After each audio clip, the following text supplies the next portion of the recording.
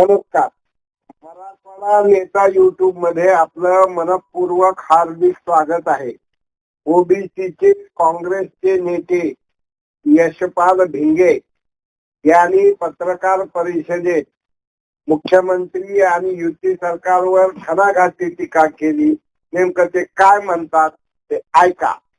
आमच्या काँग्रेसच्या वर्तुळाच्या बाहेर जाऊन जी माणसं ओबीसींच्यासाठी, भटक्या विमुक्तांसाठी, वंचित घटकांसाठी काम करतायत अशा सगळ्यांशी पण संवाद होतोय आणि थेट वस्तीवर जाऊन पण आम्हाला संधी मिळेल तिथे आम्ही या मंडळीशी संवाद करतोय. मुद्दा हा आहे की 6 महिन्यापूर्वी दिल्लीला तालकटोरा मैदानावरती राहुल गांधींची एक ऐतिहासिक अशी एक सभा झाली. आम्ही पण त्या सभेला गेलो होतो. भारतामधल्या 26,000 ओबीसींच्या प्रतिनिधींना त्यांनी बोलवलं होतं आणि त्याच्यापुढे भाषण करताना राहुल गांधींनी सांगितलं की काँग्रेसनं ओबीसी कडे म्हणावं तेवढं लक्ष दिलेलं नाही आणि त्याबद्दल मी ओबीसी समुदायाची, भारतातल्या सगळ्या ओबीसी समुदायाची मी दिलगिरी व्यक्त करतो आणि याच्या पुढे काँग्रेसमध्ये ओबीसींना न्याय मिळेल. जिसकी जितनी संख्या भारी उसकी उतनी हिस्सेदारी या न्यायानं आम्ही ओबीसींना सत्तेमध्ये हिस्सेदारी देऊ. या त्यांच्या भाषणामुळं ओबीसींच्या मध्ये चैतन्य निर्माण झाल्याचं बघायला मिळतं. जे काँग्रेसमध्ये नाहीत परंतु अशी मंडळी सुद्धा वेगवेगळ्या संस्थात्मक कामामध्ये असलेली किंवा वेगवेगळ्या चळवळीमध्ये, वेगवेगळ्या पक्षामध्ये असणारी लोक सुद्धा राहुल गांधी ओबीसीच्या ज्या पद्धतीनं पाठीमागे उभं राहत आहेत, जी भूमिका काँग्रेसमध्ये घेत आहेत त्याचं त्यांनी अभिनंदन केलं आणि एक प्रकारचं मोठं आकर्षण आम्हाला राहुल गांधीच्या निमित्तानं सगळीकडे काँग्रेसचं पाहायला मिळालेलं. पुण्याहून आम्ही साताऱ्याला गेलो. सातारा, सांगली, कोल्हापूर, सोलापूर करून मग मराठवाड्यामध्ये उतरलो. काल धाराशिवला होतो. धाराशिवला उद्धवराव पाटील यांच्या आम्ही कुटुंबाची भेट घेतली आणि त्यांचं वास्तव्य ज्या ठिकाणी होतं त्या क्रांतिकारी भूमीला वंदनही केलं. त्या ठिकाणी पत्रकारांना भेटलो. त्या ठिकाणी वेगवेगळ्या समाजाचे प्रतिनिधी एकत्रित करून काल आम्ही बैठक घेतली. जे काँग्रेसमध्ये नाहीत अशा शहरामधल्या आणि ग्रामीण भागातल्या वेगवेगळ्या समाजाचं प्रतिनिधित्व करणाऱ्या चळवळीतल्या मंडळींच्या भेटी घेतल्या. हे सातत्यानं चालू आहे. त्याचं कारण असं आहे की ओबीसी हा मूळचा निसर्गवादी समाज आहे. ओबीसी हा उत्पादक समाज आहे. अशोकाच्या काळामध्ये आपण म्हणतो, इतिहास जर काढला तर, की 32% जीडीपी पोहोचलेला होता. सोन्याचा धूर निघत होता तो अशोकाच्या सम्राटाच्या काळामध्ये.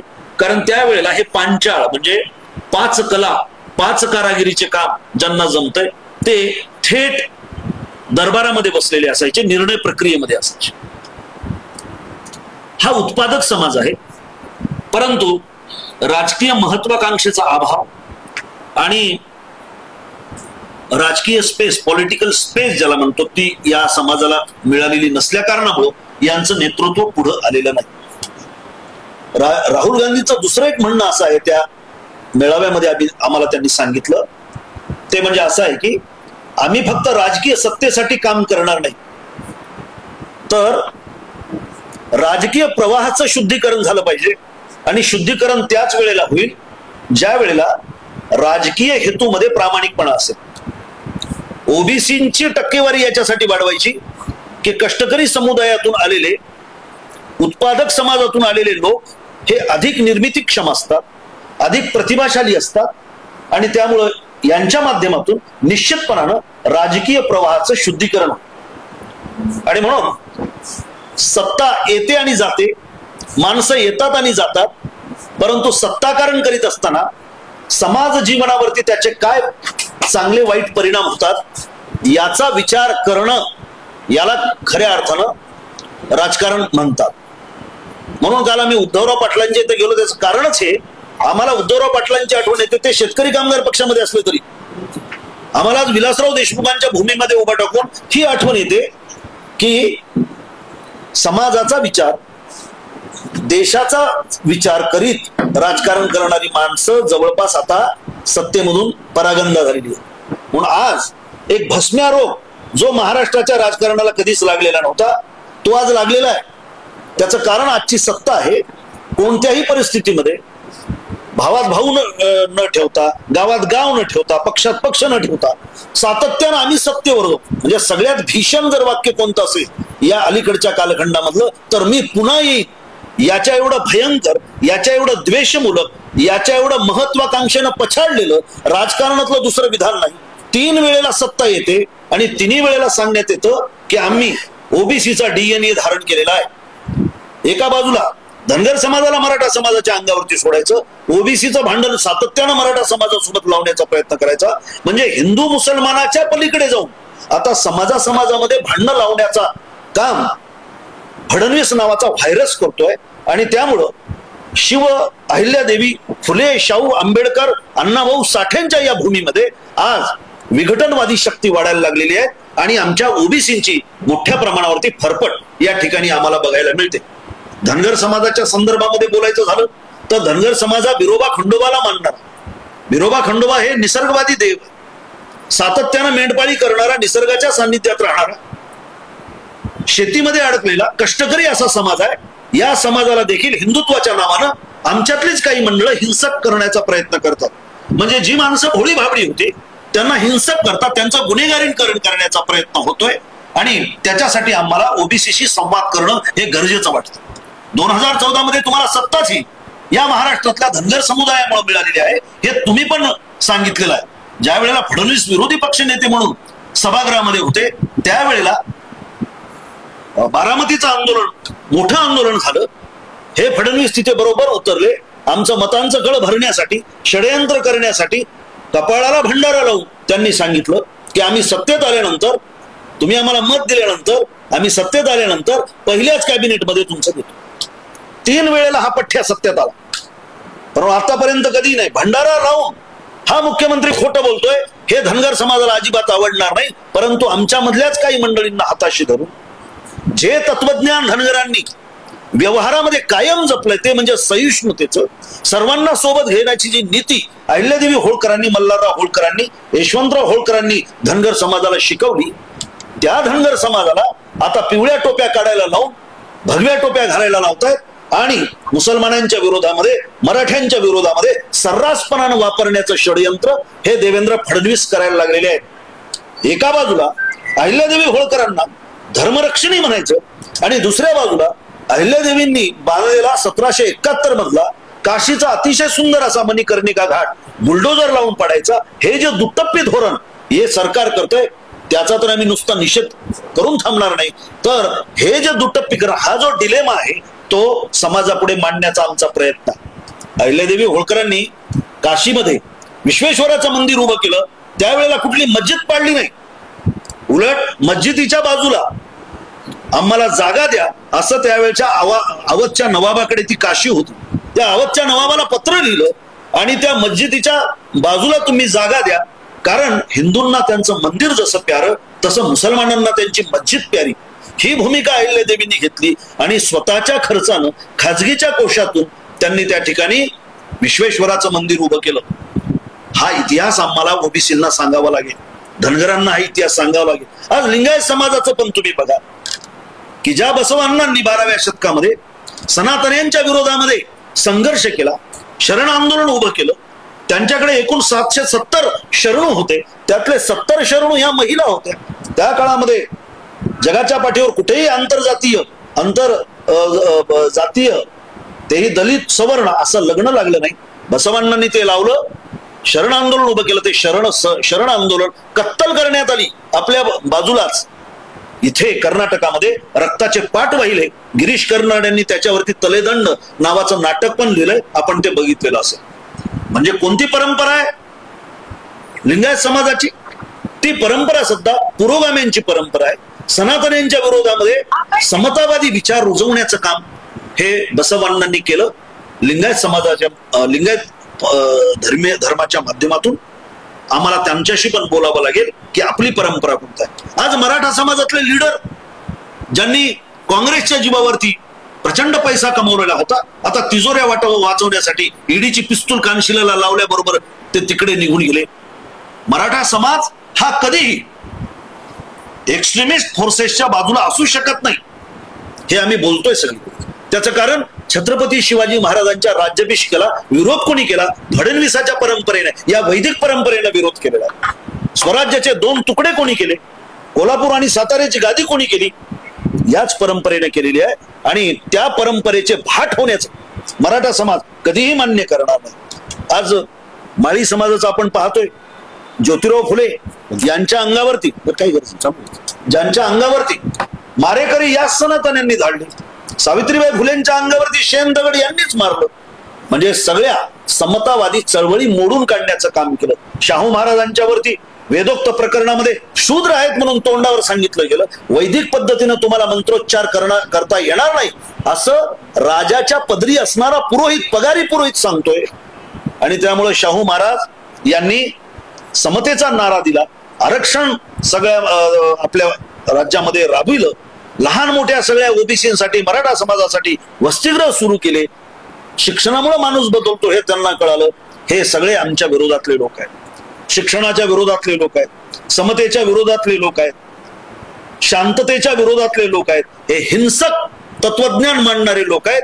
कारण बंच ऑफ थॉट मध्ये गोळवलकरांनी ज्या पद्धतीनं मांडणी केलेली आहे ती सगळी बहुजन विरोधी मांडणी आहे. म्हणून गोळवलकर, सावरकर, हेडगेवार किंवा गांधींची हत्या करणारा जो रतुराम गोडसे आहे त्या परंपरेमध्ये नाही बंद होत, या परंपरेमधले हे लोक आमचे होऊ शकत नाहीत. हे आता मोठ्या आवाजामध्ये सगळ्या बहुजन समाजाला, ओबीसी वर्गाला आम्ही सांगतो आहोत. आणि म्हणून याला चांगला प्रतिसाद मिळतोय. आम्ही सुद्धा कुठेतरी यांच्याशी संवाद करण्यामध्ये कमी पडलो. कारण ओबीसींना कशा पद्धतीनं हे मूर्ख बनवतात, तर तुम्हाला प्रतिनिधित्व मिळत नाही, आम्ही तुम्हाला प्रतिनिधित्व देतो, एका बाजूला प्रतिनिधित्व देतो म्हणतायत, आम्ही आमच्यामध्ये तुमचाच डीएनए असं म्हणत असताना मला नेहमी वाटतं की लांडगा हा कधी शेळ्या मेंढ्याच्या कळपाचा नायक होऊ शकत नाही. फडणवीस हा लांडगा आहे आणि ओबीसीचं तो नेतृत्व नाही करू शकत. हे आम्हाला थीटपणानं आम्ही मोठ्या आवाजामध्ये महाराष्ट्रभर सांगतो आहोत. आणि सगळ्या व्हॉट्सअप युनिव्हर्सिटी मधले हे तरुण आजकाल आपण बघताय, कुठला इतिहास माहित नाही, कुठलं वाचन माहित नाही, त्यांना हे सगळं नवं वाटतंय. बरेच तरुण मला या ठिकाणी भेटतायत आणि ते हेच सांगतायत की बाबा खरोखरच आमचा रस्ता चुकलाय, आम्ही परत काँग्रेसच्या वाटेवर. काँग्रेसनं ओबीसींच्या साठी काय केलंय हे थोडक्यात सांगतो आणि मग मी थांबतो. मंडल कमिशनमुळं ओबीसींच्या जीवनामध्ये आमूलाग्र बदल झाला हे वास्तव आहे. परंतु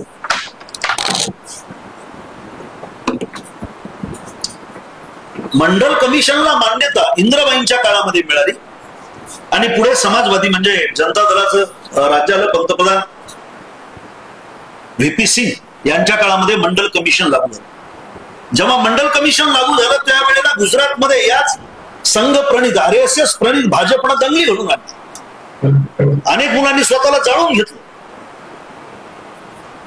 मंडल कमिशनची अंमलबजावणी करणारं बिहार, बिहारमध्ये कर्पूरी ठाकूर मुख्यमंत्री होते, त्यांनी पहिल्यांदा मंडल कमिशनचे अंमलबजावणी केली. आणि दुसरं राज्य काँग्रेस, शरद पवार मुख्यमंत्री होते, त्यावेळेला मंडल कमिशन महाराष्ट्रामध्ये राबवलं गेलं.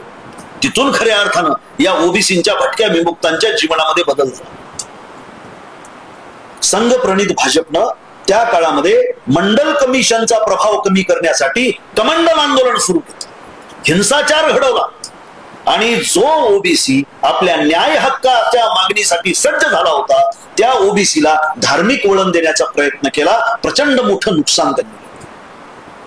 म्हणजे मंडल कमिशनला विरोध करणारे हे आज म्हणतायत की ओबीसीचा आमचा डीएनए आहे, खोटं बोल पण रेटून बोल, ऍडव्हर्टायझिंग करून बोल, जाहिराती करून बोल आणि केवळ फसवी करून, माणसांचे मुर्दे पाडून, गावागावात भांडणं लावून ही माणसं आज राज्य करतायत. कुठलाही नैतिक अधिकार ओबीसींना जवळ घेण्याचा यांना नाही. नीतिमूल्यांचा सगळा अभाव आहे. आज आमच्या महापुरुषाचे अवमान होतात. कोण आहे हा धीरेंद्र शास्त्री? धीरेंद्र शास्त्री याच व्हायरसचा एक व्हायरस आहे, आध्यात्मिक व्हायरस. कोण आहे कोरटकर? कोण आहे सोलापूरकर? कोण आहे छिंदम? कोण आहेत हे लोक?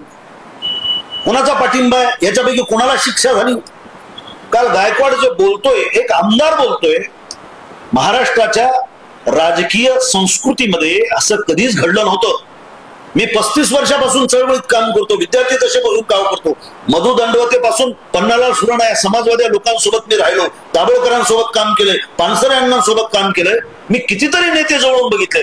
कधीही महाराष्ट्राच्या राजकारणामध्ये अशा पद्धतीचा एक टायसन स्वरूपाचा ठोसे मारणारा आमदार, कमरेखालचं बोलणारा आमदार आम्ही पाहिलेला नव्हता.